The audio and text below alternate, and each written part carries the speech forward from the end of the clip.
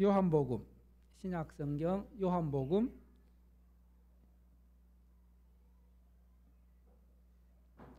21장, 요한복음 21장 17절로 22절 말씀, 신약성경 요한복음 21장 17절로 22절 말씀 제가 봉독합니다.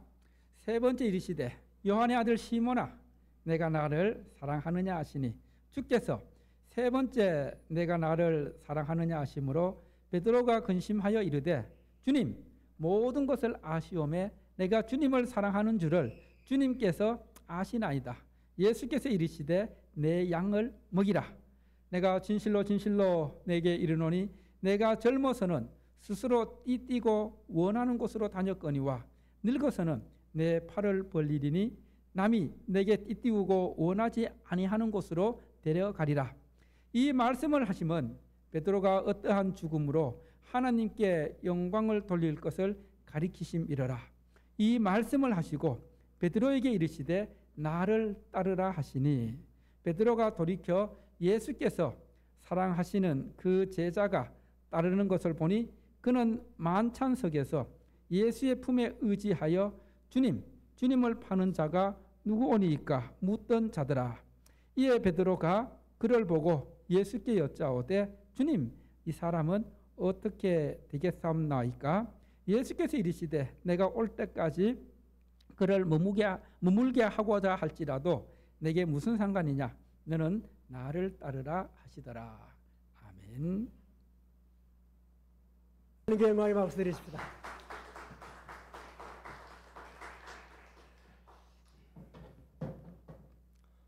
우리 청안상육교회가 벌써 10년이군요. 10년 감사 예배를 드릴 수 있게 된 것, 여기까지 또 장래에도 새로운 10년을 준비하는 그 비전을 이루어가는 그런 복된 교회로 하나님 함께 하실 줄로 믿습니다. 예. 지금 우리 한국 교회가 많이 어렵습니다.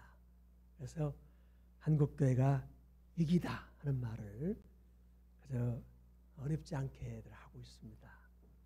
네, 한국 교회 위기가 여러 가지가 있겠지만 중에 대표적인 위기가 하나 있는데 그게 바로 예배의 위기입니다. 코로나 팬데믹으로 인해서 우리 한국 교회가 실수한 게 하나 있습니다. 소위 비대면 예배를 공식화한 것입니다.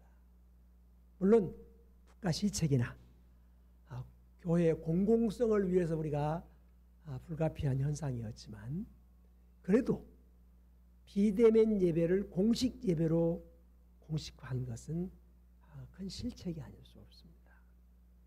그러다 보니까 이제는 팬데믹이 엔데믹으로 바뀌었습니다.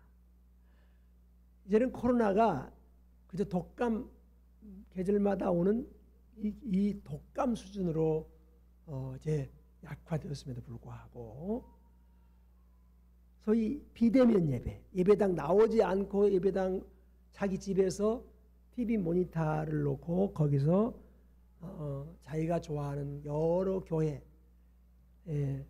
또 자기가 좋아하는 설교자들을 골라서 그래서 설교를 듣는 것이 그게 바로 예배로 착각하는 그런 현상으로 인해서 우리 한국교회 예배에 큰 위기가 지금 봉착해 있는 것이 분명합니다. 근데 하나님은 분명히 우리에게 말씀하셨습니다. 너희 몸을 하나님이 기뻐하시는 거룩한 산 제물로 드려라. 이는 너희가 드릴 영적 예배니라. 라고 로마서 12장 1절 하반절에 말씀하셨습니다. 시편 50편 5절에 보면 나의 성도들을 내 앞으로 모이게 하라. 그들은 제사로 나와 언약한 이들이니라.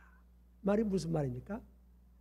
예, 하나님의 약속받은 성도들은 하나님 앞으로 예배당으로 주의 눈과 마음과 영이 집중된 이 예배당에 모여서 드리는 예배가 그게 신령한 예배고 그것을 하나님이 받으신다고 하는 말씀입니다.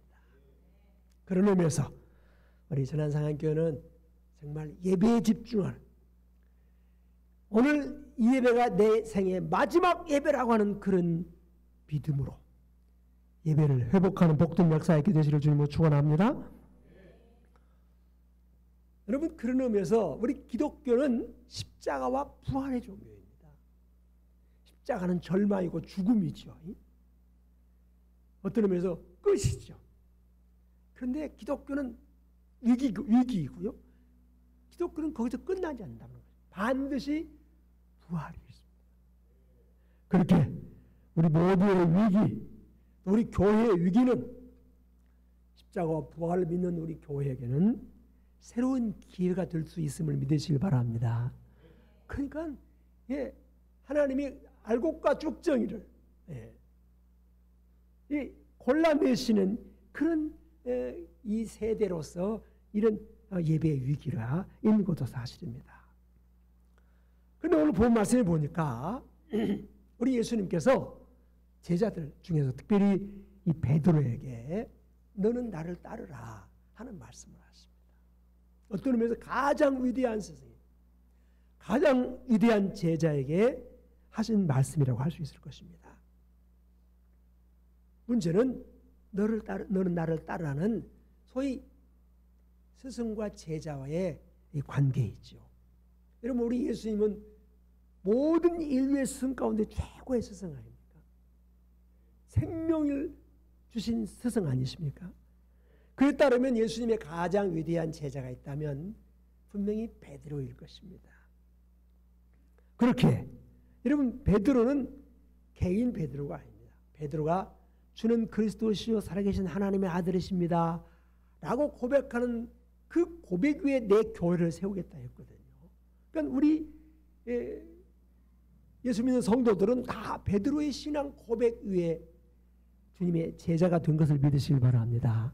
그래서 오늘 본 말씀의 제목을 베드로에게 하신 말씀을 바로 우리에게도 하시는 말씀으로 받아서 너는 나를 따르라. 같이 한번 읽읍시다. 시작. 너는 나를 따르라. 다시 한번 너는 나를 따르라. 예. 여러분, 오늘 우리가 읽은 이 본문 말씀을 우리가 너무도 잘 아는 예수님이 부활하셔서 제자들을 갈릴리까지 찾아오셔서 그래서 다시 잃어버린 제자 소명을 회복시켜 주시는 그런 장면을 우리가 본, 부활절이면 빼놓지 않고 부활절이 지나고 나면 이 설교를 아마 여러분들 여러 차례 들으셨을 줄 압니다. 예, 여러분, 베드로가 예수님을 부활하신 후에 두 분이나 만났습니다. 그런데 여전히 저 갈릴리 해변에 자기 옛날 직장으로 돌아가고 말았습니다. 제자로서 받은 사명 다 내려놓고 포기하고, 그리고 고향에 돌아가서 젊은 시절에 자기가 생업으로 삼았던 갈릴리 호숫가의 어부로 다시 돌아가고 말았습니다. 더 이상은 비전도 어떤 소명도 사명도 없습니다. 그런데 예수님께서 그를 다시 찾아오십니다. 그리고 너는 나를 따르라 하시면서 그에게 대사도로서 사령장을 주시는 그런 내용이 오늘 우리가 읽은 이 본문 말씀입니다. 여러분, 우리 예수님이 이 베드로를 이렇게 위대한 제자로 삼는 과정 속에서 너는 나를 따르라 하는 이 말씀은 부름받은 우리 모두에게 오늘 또 주님이 하시는 말씀입니다. 근데 문제는요, 우리가 주님을 따르고 싶지 않는 사람이 어디 있습니까? 우리가 다 주님을 따르고 싶은 주님의 제자들이에요. 근데 주님을 따르고 싶기는 한데 주님을 따를 수 있는 동력이 우리에게 없는 거예요. 마음은 온이로 돼. 육신이 따라오지를 않아요. 육신도 원하지만 그러나 내가 주님을 따를 수 있는 이 추동력, 동력이 없으니까 힘이 없으니까, 파워가 없으니까, 그러니까 따르다가도 중간에 그저 포기하고 제대로 따르지를 못하는 그런 가운데 우리가 신앙의 굴곡이 있고 우리 신앙에 참 침체가 있는 것을 보게 됩니다. 문제는 우리가 주님을 따를 수 있는 이 동력을 우리가 갖는 것이 우리가 이렇게 어려운 시대, 여러분 베드로는요 우리보다 훨씬 어려운 시대에 주님을 따르는 제자로 살았습니다.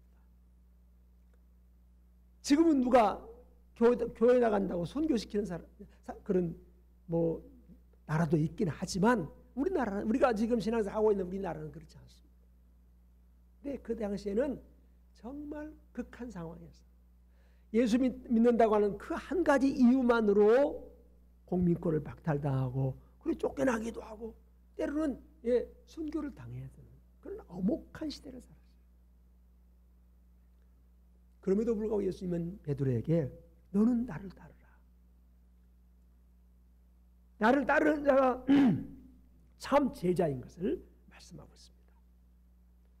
사랑하는 성도 여러분들, 우리 천안사랑교회가 이제 10년을 맞으면서 새로운 10년에 대한 비전과 그 기대를 가지고 우리가 앞으로 우리가 어떤 모습으로 우리 천안사랑교회를 세워나가고 주님의 신실한, 주님이 기뻐하시는, 주님이 잘했다 칭찬하시는 그런 제자들 될 것인가. 오늘 본 말씀을 통해서 여러분들이 나는 주님을 정말 제대로 한번 따라보리라. 여러분 스승과 제자의 사이는요, 제자가 스승을 잘 본받고 따라가는 그것이 최고의 이 소위 덕이라고 할 수 있습니다. 제 증조 할아버지가 면암 최익현 선생의 수제자였습니다. 아마 고종 황제 시절에 면암 최익현 선생이 학무 대신을 했던 분인데 그분이 일본 일제가 가장 싫어했던 그런 그 고관이었습니다. 그분이 저 대마도로 귀향을 떠났습니다. 거기서 죽었습니다. 근데 우리 증조 할아버님이 대마도까지 따라가서 그분이 돌아가시니까 모시고 서울로 돌아오신 우리 증조 할아버지가 한 일은 그거밖에 없어요. 근데 우리 증조 할아버지의 조상들은요, 후손들은요, 다 우리 할아버지의 그 공적을 그저 문집으로 가지고 있어요. 자랑을. 여러분 뭐 요즘 말하면 장관 비서 역할을 했던 거예요. 예? 근데 그게 그렇게 뭐 대단하게 자랑할 거리가 아니잖아요. 그런데 학무 대신에 비서관을 했다는 것이 중요한 게 아니고 그분이 스승을 따르는 죽기까지 저 대마도에 귀향 가서 거기서 죽기까지 그 스승을 따라서 같이 죽겠다고 하는 그런 그 선비의 고든 정신을 우리 후손들이 이어받자는 거예요. 여러분 스승 중에 최고의 스승 만왕의 왕, 바로 예수님을 우리가 제대로 따른다고 한다면 여러분 우리는 금생과 내생에 약속 있는 하나님의 은혜와 축복이 우리에게 있음을 믿으시길 바랍니다. 그래서 우리가 정말 주님을 어떻게 따를 것인가. 너는 나를 따르라 하신 주의 말씀을 그대로 온전히 따르기 위해서 저는 세 가지 동력을 여러분께 말씀드리고 여러분 정말 신실한 주님의 제자들로 살아야 되시길 바랍니다. 자, 첫 번째, 여러분 주님을 온전히 주님을 정말 제대로 따르는 제자가 되기 위해서는요,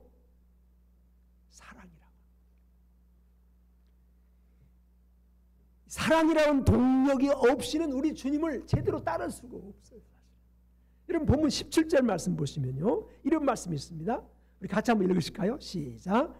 세 번째 이르시되 요한의 아들 시몬아 네가 나를 사랑하느냐 하시니 주께서 세 번째 네가 나를 사랑하느냐 하심으로 베드로가 근심하여 이르되 주님 모든 것을 아시오매 내가 주님을 사랑하는 줄을 주님께서 아시나이다. 예수께서 이르시되 내 양을 먹이라. 여러분, 우리 예수님이 십자가 질 때도 배신했던 그 베드로,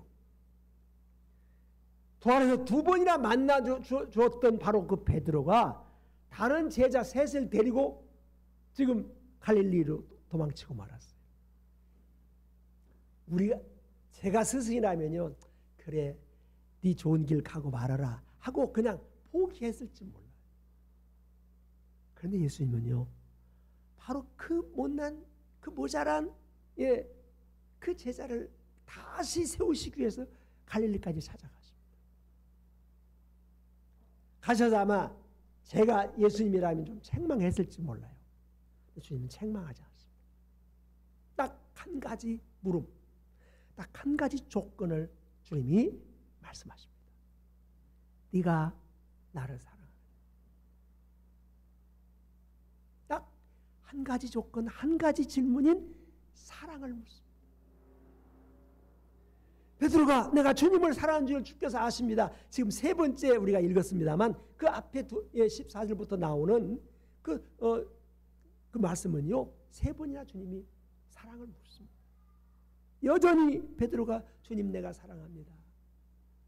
내가 주님을 사랑하는 줄 주께서 아십니다. 주님은 그 사랑을 확인하신 후에 베드로에게 내 어린 양을 치라, 내 양을 치라, 내 양을 먹이라 하시면서 그에게 내 사도의 사명을 다시 부여합니다. 사랑하는 성도 여러분들, 우리가 주님을 따른다고 하는 여러 가지 우리의 신앙의 그저 행위가 있습니다만은 그 중에 정말 최고의 주님을 따르는 동력은 사랑인 줄 믿습니다. 주님이 그것을 요구하셨어요. 여러분, 위대한 사랑에서 위대한 힘이, 위대한 동력이 나옵니다. 여러분, 영국의 대문호인 셰익스피어를 아시죠? 여러분, 셰익스피어가 희곡을 쓰면 모든 게 다 베스트셀러가 됐어요. 불후의 명작이 다 되어버렸어요.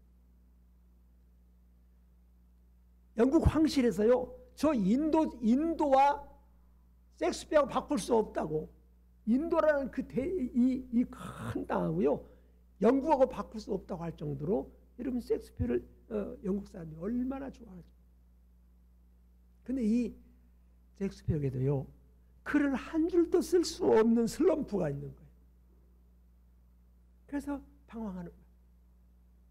한 번은 의사인 친구를 만났는데 그 친구 의사가 글을 못 쓰는 그 참 슬럼프를 얘기하니까, 여보게, 사랑을 해보게. 사랑은 천재성을 회복하는 힘이 있다네. 근데 마침 이 셰익스피어가 희곡을 쓰는 사람이니까 그때 그 연극 배우로서 바이올라라고 하는 연극 배우가 있는데 그 연극 배우를 열렬히 사랑하게 됩니다. 근데 이 바이올라가 영국 아주 귀족의 정책 결혼의 대상이 되어서 다른 남자에게 시집을 가버립니다. 정략 결혼을. 그러니까 사랑을 한참 하다가 그냥 비운의 사랑이 되고 비극이 되고 말았어요. 분명히 그런 사랑을 실패했어요. 근데 그 실패한 사랑 때문에 로미오와 줄리엣이라고 하는 소설을 쓰게 돼요. 대명작을 쓰게 돼요. 인간적인 사랑도 천재성을 회복하는 힘이 있다고 하는 것을 증명하는 말씀. 하물며 여러분, 우리가 하나님의 사랑을 받고 우리가 하나님을 사랑한다면 우리의 믿음의 천재성이 회복되고 그 열정이, 그리고 그 동력이 생길 줄로 믿습니다. 예. 그래서 라이먼 피처라고 하는 분은 이런 말을 해요. 세상에서 가장 강력한 힘은 하나님의 사랑에 점화된 마음이다. 하나님의 사랑이 내 마음에 점화가 되면 그 점화된 사랑이 요원의 불길처럼 타올라서 그게 동력이 된다. 여러분, 하나님의 사랑에 점화되시기를 주님을 축원합니다. 여러분, 하나님의 사랑에 점화된다는 게 뭐를 말하는 것입니까? 십자가의 사랑, 예수 사랑에 감동을 받는 거죠. 여러분, 예수님이 우리를 어떻게 사랑하셨습니까? 하나님 아버지가 우리를 어떻게 사랑하셨습니까? 우리가 다 저주받고 멸망받을 생명들이에요. 죽을 생명들이에요. 영원히 죽을 생명들이에요. 그런데 당신의 독생자인 예수님의 생명과 나와 여러분의 생명을 개별적으로 맞바꾸신 사랑으로 십자가 지신 걸 믿습니다. 십자가의 사랑이, 예수 사랑이 그런 사랑. 세상에 상대적인 인간적인 사랑과 비교할 수 있는 사랑이 아니에요. 절대 사랑. 우리는 그냥 예수 믿고 구원 받았어요. 어떤 놈은 공짜로 받았어요. 근데 하나님 편에서는요, 당신의 독생자의 생명을 십자가에 희생시키면서 우리에게 그 사랑을 하셨어요. 믿습니까? 믿습니까? 이게 하나님의 사랑, 예수 십자가의 사랑. 우리가 보통 사람이 아니에요. 우리가 하나님이 당신의 독생자의 생명과 나 죄기약의 생명을 맞바꾸신 사랑, 우리가 사랑받은 사람들. 그 사랑이 우리에게 있다면요. 그 사랑의 감동, 그 사랑의 감격, 그 사랑의 열정이 우리에게 있으면요. 여러분, 우리가 주님을 제대로 따를 수 있는 참된 제자의 도를 갈 수 있는 힘이 우리가 있을 줄로 믿으시길 바랍니다. 여러분, 우리가 이 예수님의 사랑에 우리가 감동이 되면요, 그 사랑에 붙잡히면요, 우리가 늘 하나님 편이 됩니다. 늘 하나님과 한편 될 뿐 아니라 늘 하나님의 은혜와 말씀의 줄에 붙잡혀 있습니다. 여러분, 누구 편이 된다는 거, 이거 보통 귀한 게 아니에요. 제가 어제도 우리 노회 남선교회 연합회에서 이 족구 대회를 했어요. 제가 족구를 33년 했습니다. 예. 그러다 보니까 제가 선수로 뛰었어요. 그 땡피트 가지고 서너 시간 뛰었더니 가뜩이나 새카만 얼굴이 지금 새카매져 버렸어요. 예. 누구 편에 서느냐 따라서 여러분 1등도 하고 2등도 하고 3등도 하고 꼴찌도 하고, 우리는 예수 편에서 항상 여러분 1등 할 수 있음을 믿으시길 바랍니다. 예. 그러니까 우리가 정말 예수님의 사랑에 붙잡혀 있다고 한다면, 하나님이 사랑하시는 걸 나도 사랑하고, 하나님 좋아하시는 걸 나도 좋아하고, 하나님이 싫어하는 건 나도 싫어하고, 하나님 미워하는 건 나도 미워하고, 예. 그런 마음으로 사는, 그렇게 하나님의 사랑에 붙잡혀 있어야 우리가 예수님을 제대로 따를 수 있는 제자가 될 수 있음을 믿으시길 바랍니다. 우리 찬양상이가 이런 비전을 꿈꾸게 해주시기를 좀 축원합니다. 두 번째는요, 주님을 향한 온전한 순종이에요. 같이 한번 읽읍시다. 시작. 온전한 순종. 다시 한번, 온전한 순종. 여러분 18절 19절 말씀을 보시면요, 자, 우리 같이 읽읍시다. 시작. 내가 진실로 진실로 너희에게 이르노니 네가 젊어서는 스스로 띠띠고 원하는 곳으로 다녔거니와 늙어서는 네 팔을 벌리니 남이 내게 띠띠우고 원하지 아니하는 곳으로 데려가리라. 이 말씀을 하시면 베드로가 어떠한 죽음으로 하나님께 영광을 돌릴 것을 가리키심이로라. 이 말씀을 하시고 베드로에게 이르시되 나를 따르라 하시니. 여러분, 오늘 본 말씀 18절에는요 아주 대조적인 그 두 문장을 확인할 수 있습니다. 그 18절 그 상반절에는요, 내가 진실로 너희에게로니 네가 젊어서는 스스로 띠띠고 원하는 곳으로 다녔거니와, 그 다음에 그 중반절에 보면 늙어서는 그래. 네가 젊은 시절에는 네 마음 가는 대로, 네가 좋은 대로, 네 마음에 끌리는 대로 다녔다 그거예요. 그런데 네가 늙어서는 내 팔을 벌리니 남이 내게 띠띠우고 네가 원하지 않는 곳으로 가게 되리라. 그리고 이제 그 19절 이하를 보면 베드로가 늙어서 남이 그저 자기가 원하지 않은 곳으로 데려갔지만 그게 바로 순교의 길이었고 그게 하나님께 영광을 돌리는 길이었다는 거예요. 예, 그런 의미에서요, 이 베드로가 젊은 시절에 자기가 원하는 대로 다녔지만 그러나 온전한 순종이 아니에요. 반쪽 순종이에요. 그러다 보니까 때로는 부인도 하고 자기가 예수 모른다고 부인하고 예수를 저주하고 부인도 하고.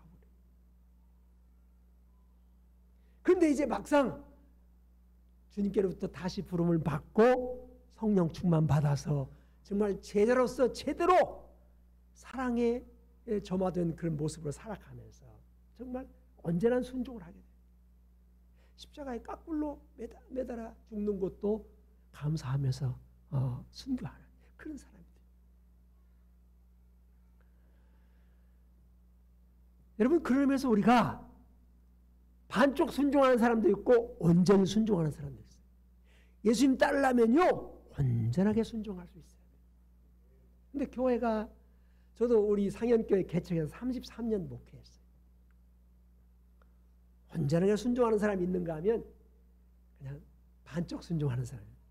반쪽 순종도 상당히 순종을 잘하는 사람 중에 하나예요. 사실. 근데 반쪽 순종으로는 주님을 온전히 따르는 일이 아니라는 거죠. 예. 베드로가 그랬어요. 자, 그러니까 여러분 온전한 순종을 하려면요 자신의 목표, 자신의 목적을 위해서 여러분 주님을 따르는 것이 아니고 자신이 아닌 주님의 목적과 주님의 목표로 주님을 따르는. 할렐루야. 예. 동기가 다르다는 동기가. 나의 목적, 나의 목표를 위해서 주님을 따르는 게 아니에요. 그러면 반쪽이에요. 한쪽은 주님을 따르는 거고 한쪽은 내 목적과 내 목표를. 근데 주님을 온전히 따르려면요 주님의 목적이 무엇일까? 주님의 목표가 무엇일까? 주님의 뜻이 무엇일까? 거기에 나의 삶의 목표와 목적을 두고 산다는 거죠.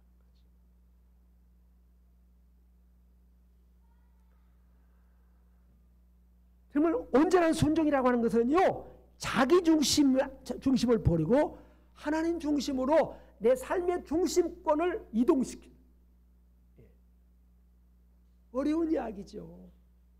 그러나 내 중심 아니고 하나님 중심으로, 말씀 중심으로, 교회 중심으로 살아갈 때 우리가 온전한 순종이 가능하다. 이런 말이 있습니다. 자기 중심의 최선이 상대방에게는 최악이 될 수 있다라는 말이 있습니다. 자기 중심의 최선이 상대방에게는 최악이 될 수 있어요. 그만큼 자기 중심이라는 게 이게 문제가 많은 거예요. 사실. 특별히 우리 주님께 온전히 순종하려면요 내 중심권을 하나님 중심 쪽으로 이동해야 돼요. 이솝의 우화입니다. 사자 신랑과 이 암소 이 신부가 결혼했어요. 결혼할 수 있는 상대가 아니에요, 사실은. 근데 결혼했어요. 사자가 그 암소 신부를 너무 좋아해가지고요. 예, 이 결혼하고 첫날 밤을 치른 그 다음날 아침에 일어나서요. 자기 신부에게 가장 맛있는 요리를 해줘야 되겠다 싶어가지고 자기가 평소에 가장 맛있게 먹었던 사슴을 잡아서 그 사슴 고기를 요리를 해서 신부에게 줬어요. 여러분 신부 암소가 말이죠. 신랑 사자의 그 정성어린 이 아침을 대접받으면서 얼마나 감격했겠어요. 감사했겠어요. 그런데 여러분 암소는요 초식 동물이에요. 아무리 맛있게 요리를 했어도 이 신랑이 가져다는 이 육식 음식을 먹을 수가 없어요. 먹는 척하고 고마워하는 척했지만 그러나 그 음식을 못 먹고 버렸어요. 그 다음 날은 신부가 말이죠. 암소 신부가 자기가 평생 먹었던 이 채소, 이 야채 중에서 제일 맛있는 야채를 골라서 신랑 사자에게 맛있는 요리 아침을 대접했어요. 역시 사자 역시도 고마워하고 감사하면서 그 음식을 받았지만 이러면 사자는요 육식 동물이에요. 초식 동물이에요. 먹을 수가 없어요. 그래 버렸어요. 여러분, 암소도 사자도 자기 중심에 최선을 다했어요. 그런데 상대방에는 최악이 돼요. 그러니까 이거 바꿔야 돼요. 암소의 경우는요, 내 자기 중심이 아니고 저 남편인 사자가 제일 좋아하는 음식을 만들어줘야 그게 계속 신부 신랑으로 살아갈 수 있는. 사자도 마찬가지. 남편 이 사자도요, 신랑 사자도 신부 이 암소가 초식 동물이니까 어떤 풀로 음식을 해줘야 제일 맛있게 먹을 수 있는가. 자기 중심을 버리고 상대방 중심으로 중심권을 이동하지 않고 그들이 살아가면요, 결국 파괴하게 되고 말. 여러분, 우리가 교회를 섬기는 일이 그렇습니다. 내 중심으로 내 마음 가는 대로 내 뜻대로 내가 원하는 대로 하면요, 그럼 교회가 어려워집니다. 이 교회는 하나님이 주인이고 예수님이 그 머리이십니다. 그러니까 하나님이 이 일을 기뻐하실까? 이게 교회의 덕이 주는 일일까? 내 중심이 아니라 교회 중심, 내 중심이 아니라 예수 중심을, 내 중심이 아니라 성령의 인도하심을 따르는 그런 온전한 순종이 주님을 따르는 온전한 길인 것을 믿으시길 바랍니다. 우리 상유가 그렇게 해왔지만 앞으로도 정말 내 중심을 내려놓고 하나님 중심, 내 중심을 내려놓고 교회 중심, 내 중심을 내려놓고 상대 중심, 아무개 교인, 아무개 집사, 아무개 이렇게 하면서 상대방의 초점을 맞춰. 우리 전하사님과 그동안에 반찬 나눔이랄지 쌀 봉사랄지 이런 게 바로 이웃 중심, 어려운 이웃이 우리의 중심이 되는 거죠. 사실 온전한 순종으로 참 하나님께 영광 돌리는 복된 우리 상현교회가 꼭 되시길 바랍니다. 마지막으로요, 우리가 주님을 제대로 잘 따르려면요, 우리의 시선을 고정해야 돼요. 같이 읽읍니다. 시작. 시선 고정. 다시 한번 시선 고정. 자, 거기 여러분 본문 20절에서 22절 말씀을 한번 보시면요, 베드로가 시작. 베드로가 돌이켜 예수께서 사랑하시는 그 제자가 다른 것을 보니 그는 만찬석에서 예수의 품에 의지하여 주님을 파는 자가 누구오니까 묻던 자라라. 이에 베드로가 그를 보고 그 예수께 여짜오되 주님, 이 사람은 어떻게 되겠사옵나이까? 예수께서 이르시되 내가 올 때까지 그를 머물게 하고자 할지라도 내게 무슨 상관이냐? 너는 나를 따르라. 아멘. 이 베드로는요, 예수님의 12제자 중에 수제자입니다. 예수님이 12제자 중에 따로 세울 때도 베드로를 맨 먼저 베드로, 야고보, 요한을 따로 세웠습니다. 제자 대표로. 그래서 이 베드로를 주님이 특별히 대표로 찾아오셔서 책망도 하시지만 사랑하시면서 그게 사명을 주십니다. 그게 다른 제자에게도 바로 같이 하는 셈이 됐습니다. 그럼 베드로는 예수님의 수제자예요. 제일 높은 제자예요. 그 선임 제자고요. 그런데 베드로가 열등감이었어요.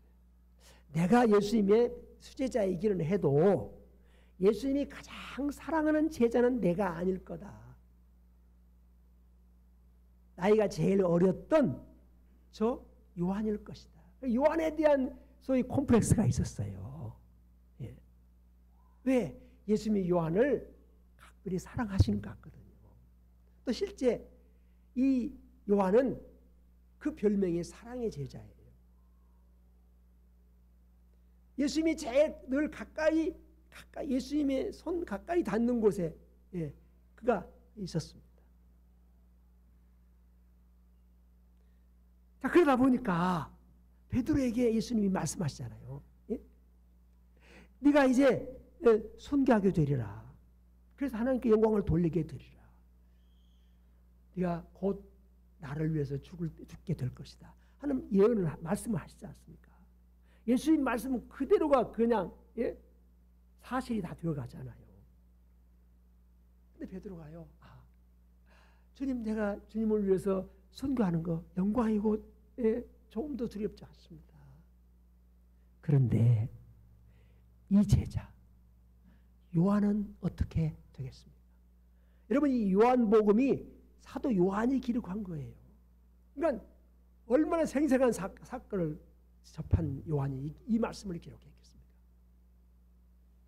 이 요한은 나는 예수 때문에, 주님 때문에 순교한다 한다면 이 요한은 어떻게 되겠습니까? 요한과 자기를 상대화하는, 비교하는. 그때 예수님께서 말씀하시잖아요. 내가 요한을 내가 다시 올 때까지 그를 세상에 둔다 할지라도 너와 무슨 상관이냐. 너는 나를 따르라. 옛날 구역 성경에 보면 너는 나만 따르라. 훨씬 더 강렬한 표현이죠. 자, 여러분, 주님과 베드로와의 관계는요, 상대적인 비교의 대상이 아니에요. 여러분과 예수님과의 관계도 누구와 상대적으로 비교하는 그런 관계가 아니에요. 아주 개별적이고 절대적이고 독립적인 관계임을 믿습니다. 믿습니까? 예, 예수님과 여러분은 이렇게 단체적으로 만나는 그런 관계가 아니에요. 예수님과 우리는 아주 개별적이고 아주 개인적이고 그리고 독립적이에요. 이 지구촌에 나 한 사람만 남아있다 할지라도 예수님이 세상에 오셔서 나를 위해서 십자가 지실 것을 믿습니까? 예, 예수님의 십자가는요, 그러니까 단체로 믿는 게 아니에요. 우리 개인의 신앙 고백과 개인의 이 관계 속에서 여러분, 우리가 예수님께 시선을 고정해야 돼요. 다른 사람과 비교해서 할 필요가 없어요. 우리 천안상교와 천안중앙교회를 비교할 필요가 없어요. 왜? 우리 교회를 향하신 우리 하나님, 우리 주님의 눈길은 똑같은 눈길이고, 그리고 우리 주님이 우리를 개별적으로 개교회적으로 만나주시고 은혜 주시고 복 주실 걸 믿으시길 바랍니다. 기독교는 바로 그런 점이에요.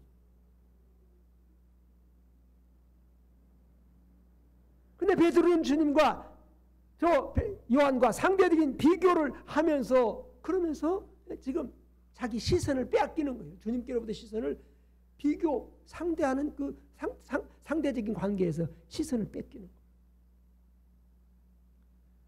여러분, 비교의식 없이 주님과 정말 단독자로서 만나는 그런 시선을 가지고 주님을 섬기게 되시길 바랍니다. 그래야 우리가 행복할 수 있어요. 주님과의 미로를 즐길 수 있어요. 주님이 나를 향하신 그 은혜와 사랑에 감사와 감격이 벅찰 수 있어요. 주님과 나는 개별적이고 개인적이고 독립적인 관계.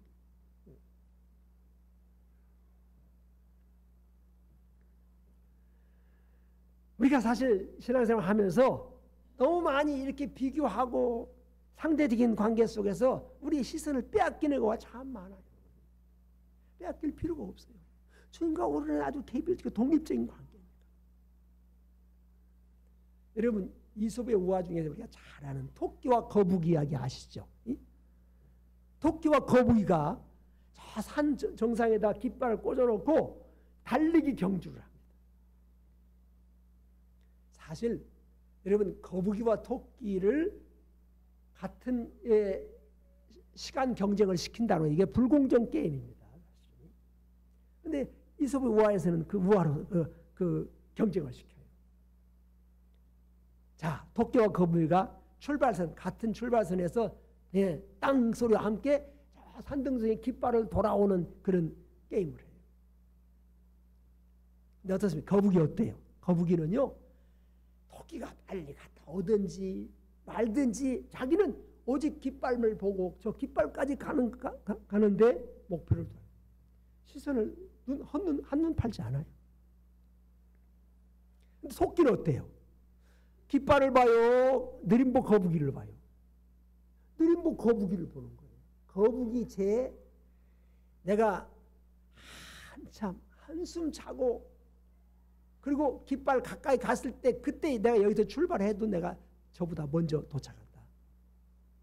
거북이하고 자기를 비교합니다. 깃발을 보는 게 아니라 느림보 거북이를 보는 거예요. 누가 이겼어요? 누가 이겼어요? 거북이가 이겼어요. 거북이는요, 그래 나는 깃발만 보고 저 주님만 바라보고 천성만 바라보고 그리고 느리지만 쉬지 않고 가는 거예요. 토끼하고 거북이 둘이 뛰니까 최소한 몇 등 할 수 있어요? 몇 등 할 수 있어요? 2등 할 수 있다. 2등. 우리의 신앙 경주는 2등도 없어요. 오직 주만 바라보고 우리가 믿음으로 가면 우리가 간 그 자리가 바로 금메달 우승하는 자리인 줄 믿으시기 바랍니다. 왜? 주님과 우리가 이 독자적인 독립적인 개별적인 관계입니까? 그런데 이 토끼는요, 지 발 빠른 것만 믿고 지 재능만 믿고 지 실력만 믿고 지 세상 실력만 믿고 돈만 믿고 여러분 가니까 결국 패배하고 마는 거예요.